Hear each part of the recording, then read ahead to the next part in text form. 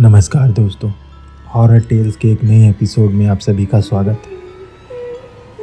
मैं अजीत कुमार। ये बात 6 साल पहले की है, जब मैं और मेरे दोस्त IIM कोलकाता की तैयारी कर रहे थे। एंट्रेंस एग्ज़ाम में हम सब काफ़ी परेशान थे। खैर किसी तरह एग्ज़ाम्स पूरे हुए। उसके बाद हम सब थोड़े से रिलैक्स हुए। मुझे अंधेरे से बहुत डर लगता था। आप ये भी कह सकते हैं कि मुझे अंधेरे का फोबिया था। और मैं जैसे जैसे बड़ा होता जा रहा था, यह फोबिया मुझ में और बढ़ता जा रहा था। मैं यह चाह रहा था कि जल्द से जल्द यह फोबिया मुझसे दूर हो जाए। इसके लिए मैं लगातार कोशिशें करता था और एक दिन मुझे इसका हल मिला। मैं अपने दोस्तों के साथ वेस्ट बंगाल वाइल्ड लाइफ देखना शुरू करता हूँ। हम सभी मिलकर एक प्लान करते हैं। हम सब कोई ऐसी जगह जाएंगे जहाँ कोई ना गया हो या किसी ने अभी तक उसे एक्सप्लोर ना किया हो। थोड़ी रिसर्च और मेहनत के बाद हमें दार्जिलिंग के डॉ हिल के बारे में पता चलता है, जो कि डी एक्सटेंशन ऑफ दार्जिलिंग में स्थित होती है। मैं, मेरा दोस्त रोहन, मोनिका और ऋतु, हम चारों मिलकर वहाँ जाने की प्लानिंग करते हैं और हम सब दूसरे दिन दार्जिलिंग के लिए निकल जाते हैं। दार्जिलिंग से डॉ हिल के लिए कोई भी गाड़ी नहीं होती। हम सभी मिलकर एक कैब बुक करते हैं और डॉ हिल पहुंचते हैं। वहां पहुंचने के शाम तक हम सभी होटल में इंतज़ार करते हैं। जैसे ही शाम के 7 या 8 बजते हैं, हम सभी होटल में बैठे बैठे बोर हो जाते हैं। तभी मोनिका कहती है कि चलो बाहर घूम कर आते हैं। इसी बहाने अगल बगल के लोगों से मिलेंगे तो कुछ हमें नई जानकारियां भी प्राप्त होंगी। हम सभी बाहर निकलते हैं। वहाँ पे कई सारी शॉप्स थी। हम कुछ सामान खरीदते हैं और जब भी हम किसी लोकल से उस जगह के बारे में बात करते हैं तो लोकल्स उस बारे में बात करने से मना कर देते हैं। कोई कुछ भी कहने को तैयार नहीं था। हम सभी निराश होकर वापस होटल की ओर मुड़ते हैं, लेकिन तभी हमें एक लोकल गाइड मिलता है जो हमें देखकर कहता है, क्यों आप लोग वहाँ जाना चाहते हो?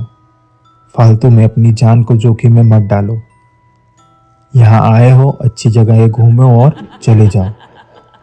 उस तरफ कोई नहीं जाता और जो भी उस तरफ गया है आज तक जिंदा लौट कर नहीं आया। यह सुनकर हम चारों के अंदर डर हो जाता है। हमारे रोंगटे खड़े हो जाते हैं, लेकिन फिर भी मैं हिम्मत करके कहता हूँ कि आप हमारे साथ चलो। आप जितना भी अमाउंट लेंगे हम उससे दुगुना देंगे। लोकल गाइड पहले तो मना करता है, लेकिन बाद में जब वह यह सुनता है कि हम उससे दोगुना पैसा देंगे तो वह एग्री कर जाता है। लेकिन उसकी एक शर्त होती है कि मैं साथ चलूँगा, लेकिन मैं हमेशा गाड़ी के अंदर ही रहूँगा। हम मान जाते हैं। दूसरे दिन हम चारों अपनी जर्नी स्टार्ट करते हैं। वहाँ से 32 किलोमीटर दूर तकरीबन 1:30 बजे हम लोग वहाँ पहुँचते हैं। हम लोग वहाँ पर एक छोटा सा कॉटेज बुक करते हैं और अपने सामान रख देते हैं। थोड़ा रिफ्रेश होने के बाद हम सब डेस्टिनेशन पे 2:30 बजे निकल जाते हैं। उस जगह पर दार्जिलिंग का एक बहुत फेमस स्कूल है। हम उस स्कूल के बाहर पहुंचते हैं। उस स्कूल के कंपाउंड में जब हम सब अंदर जाने की कोशिश करते हैं तो अचानक से वहाँ एक गार्ड आ जाता है। वो हमसे कहता है कि यहाँ आना मना है। वैसे भी अभी छुट्टियाँ चल रही हैं तो स्कूल में कोई नहीं है, तो यहाँ से वापस चले जाओ। लेकिन मैं और रोहन मिलके उस गार्ड को पैसे देकर 1 घंटे के लिए मना लेते हैं। हम उससे कहते हैं कि हम सब बाहर से आए हैं और बस हम सब फोटोज और रील्स बनाना चाहते हैं। वह मान जाता है। हमें अंदर जाने की जगह मिल जाती है। स्कूल के अंदर हम सभी दोस्त एक जगह उतरते हैं। उस जगह को हॉन्टेड चर्च कहा जाता था। वह लोकल गाइड गाड़ी रोककर वही कहता है कि मैं यहाँ से आगे नहीं जाऊँगा, अब यहाँ से तुम्हें पैदल जाना होगा। हम चारों नीचे उतरते हैं और हम चारों के मन में बहुत ही एक्साइटमेंट होता है। पहले हम सब उस हॉन्टेड चर्च के अंदर जाते हैं जो पूरी तरीके से छत विछत होती है, यानी कि वह टूटा फूटा होता है। ऐसा लगता है मानो बरसों से उसके अंदर कोई नहीं गया हो। हम सब दो दो के ग्रुप में बढ़ जाते हैं। मैं और मोनिका एक साथ, रोहन और रितु एक साथ चर्च के ठीक अपोजिट डायरेक्शन में घूमने जाते हैं। मैं और मोनिका जिस तरफ बढ़ रहे थे उधर बड़ी बड़ी झाड़ियाँ थी और स्कूल के क्लासेस दिख रहे थे। कुछ क्लासेस की खिड़कियां खुली थी तो कुछ की बंद। तभी अचानक से एक खिड़की के अंदर हमें एक काला सा साया दिखता है। मेरी नज़र उस पर जाती है, मैं वहीं रुक जाता हूँ। तभी मुझसे मोनिका पूछती है कि क्या हुआ। मैं जब तक कुछ समझ पाता तब तक मोनिका उस तरफ देखती है और उसे एक चमकती हुई आंखें दिखाई देती हैं। हम दोनों यह देखकर डर जाते हैं। हमारा दिमाग यह प्रोसेस कर रहा होता है, तब तक हमारे पीछे से रोहन आ जाता है। मैं एकदम से डर जाता हूँ। वह हमारे पीछे आता है, तभी मैं उससे चौंक कर पूछता हूँ, तू यहाँ क्या कर रहा है? रितु कहाँ है? तू तो उसके साथ गया था ना? वैसे ही रोहन कहता है कि हाँ यार, उसके साथ गया था, बट वो मेरे साथ घूमने को तैयार नहीं, बस मेरे साथ लड़ती जा रही है। मैंने उससे कहा कि उसे अकेला मत छोड़ो, जाओ उसके पास जाओ, लेकिन रोहन जाने को तैयार नहीं होता और वह हमसे यह कहता है कि रितु कार में बैठी हुई है, हम तीनों घूम कर आते हैं। मैंने उसकी बात मानकर आगे बढ़ना मुनासिब समझा, लेकिन मैंने जो फिगर देखा था उसे देखकर मेरा दिमाग अभी तक कंफ्यूज था कि हम लोगों ने आखिर देखी क्या।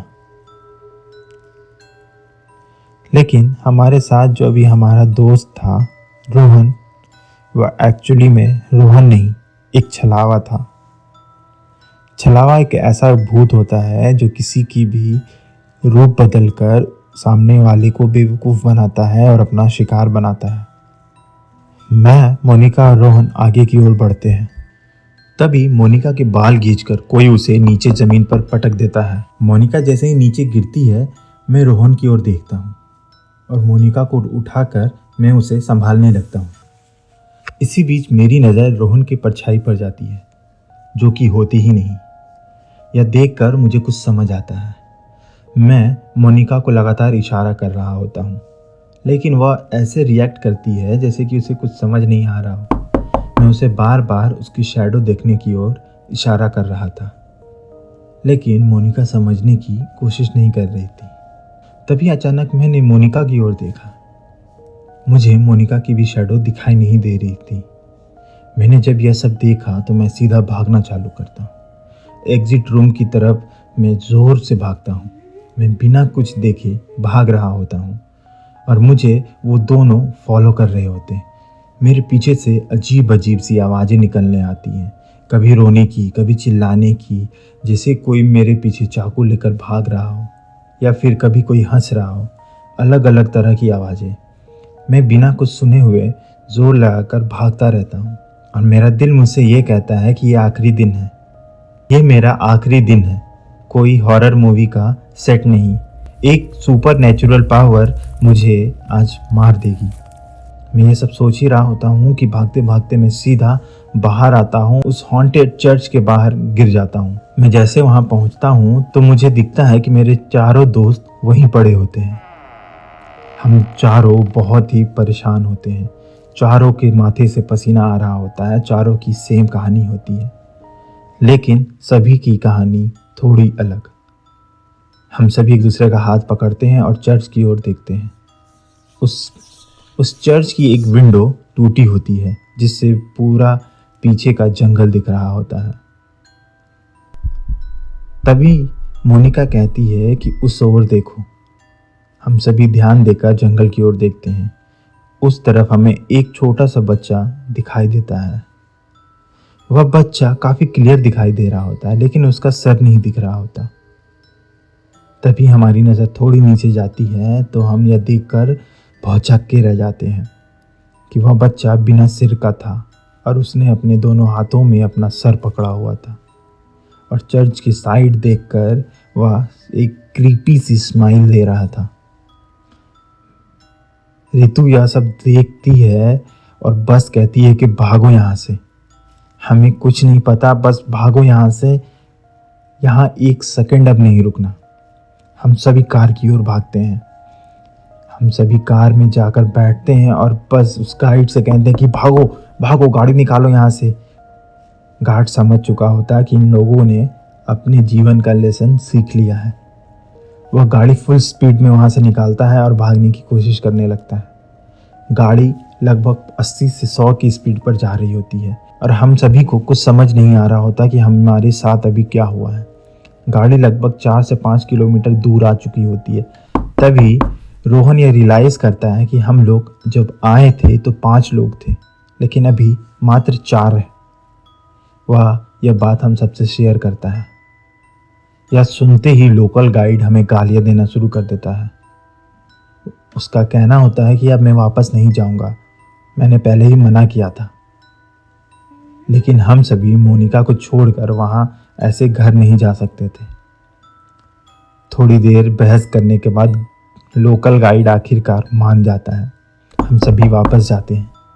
वापस जाने के बाद हमें मोनिका उसी चर्च के पीछे की ओर पड़ी मिलती है।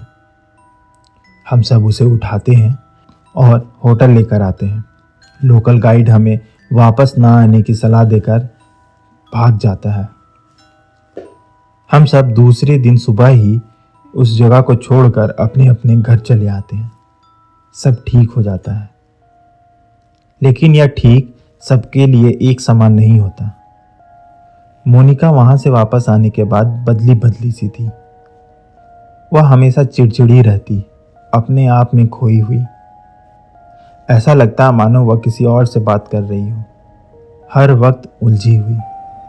और इस किस्से को बीतते हुए लगभग 2 से 3 महीने ही हुए थे कि मोनिका ने एक दिन आत्महत्या कर ली।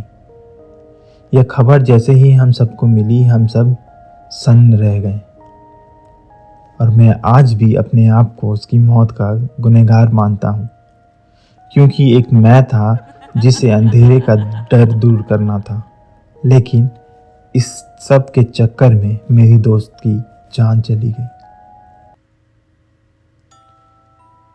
तो यह थी हमारी आज की स्टोरी।